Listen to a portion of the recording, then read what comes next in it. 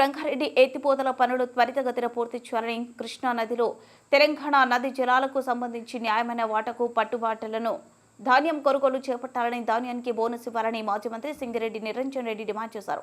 తెలంగాణ భవన్లో నిరంజన్ రెడ్డి మీడియాతో మాట్లాడుతూ, కృష్ణా నది జలాల్లో తెలంగాణ న్యాయమైన వాటా కోసం పోరాడాలి, సమీక్ష కాదు, సాగదీత కోసమే పాలమూరులో నీటిపారుదల శాఖ మంత్రి పర్యటన అనేక మార్లు విజ్ఞప్తి చేసే దయతరచి నిన్న వచ్చినందుకు సంతోషం. 90% పైగా పనులు పూర్తయినట్లు తెలుసుకుని వీలైనంత తొందరగా పనులు పూర్తి చేస్తామని చెప్పకుండా 2 ఏండ్ల గడువు పెట్టడం అభ్యంతరకరంగా. ఏడాదిన్నరగా పాలమూరు రంగారెడ్డి ఎత్తిపోతల పథకంలో తట్టెడు మన్ను ఎత్తనే కాంగ్రెస్ ప్రభుత్వం వైఖరి దేనికి నిదర్శనం? పాలమూరు బిడ్డగా చెప్పుకునే రేవంత్ రెడ్డి పాలమూరు రంగారెడ్డి పనులను చేపట్టకపోవడం మాతృద్రోహం కదా అని నిరంజన్ రెడ్డి ప్రశ్నించారు.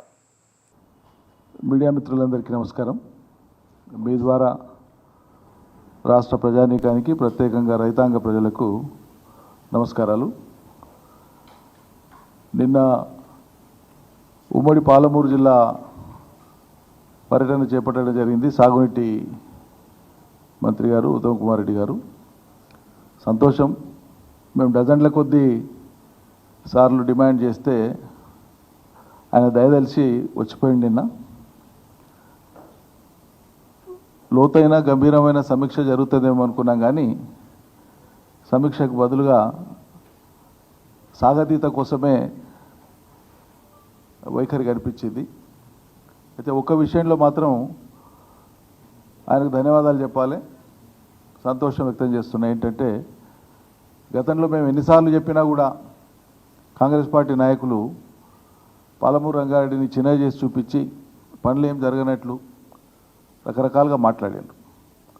ఆయన నిన్న స్వయంగా ఆ పనులన్నీ చూసిన తర్వాత దాదాపు 90% పనులు పూర్తి అయినాయి. మిగిలినటువంటి పనులు వీలైనంత తొందరనే చేద్దాం అనుకుంటానే వీలైనంత తొందర అనేటువంటి దానికి ఆయన యాడ్ చేసింది 2 ఏండ్లు. ఇక్కడ మనం విచారం వ్యక్తం చేయాల్సింది ఏంటంటే, ఈ సాగరీత దగ్గర మరి 90% పనులు పూర్తయినాయి. మీరు కళ్ళారా చూసినారు. మేము ఎప్పటి నుంచో మొత్తుకుంటున్నాం. ప్రజలందరికీ తెలుసు, ఆ ప్రాజెక్ట్ పరిధిలో వచ్చేటువంటి ప్రజలందరికీ తెలుసు, రాష్ట్రంలోని ఇతర ప్రాంతాల ప్రజలకు తెలుసు, ఇంజనీర్లకు తెలుసు, మీడియాకు తెలుసు. 90% పైగా పనులు పూర్తయినటువంటి విషయం. మిగిలిన 10% పనులు పూర్తి చేయడానికే ఇప్పటిదాకా వృధా చేసినటువంటి ఈ ఏడాదిన్నర సరిపోలేదా?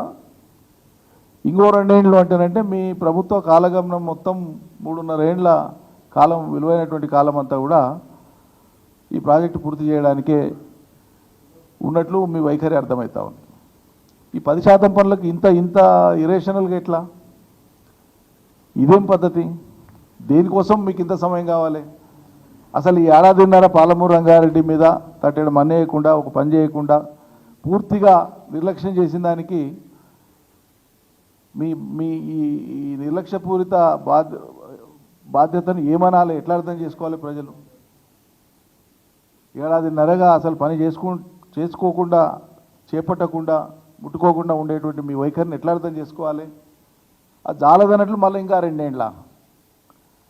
ఇక ముఖ్యమంత్రి గారేమో సరే నేను చాలాసార్లు చెప్పినా, ప్రజలు చాలాసార్లు చెప్పినారు, అందరు అడుగుతూనే ఉన్నారు, పాలమూరు బిడ్డ అని చెప్పుకుంటావు. కానీ మరి పాలమూరు రంగారెడ్డి ఫలితాన్ని వేగంగా పాలమూరు ప్రజలకు ఇచ్చేటువంటి మనసు ఎందుకు రాదు? ఆలోచన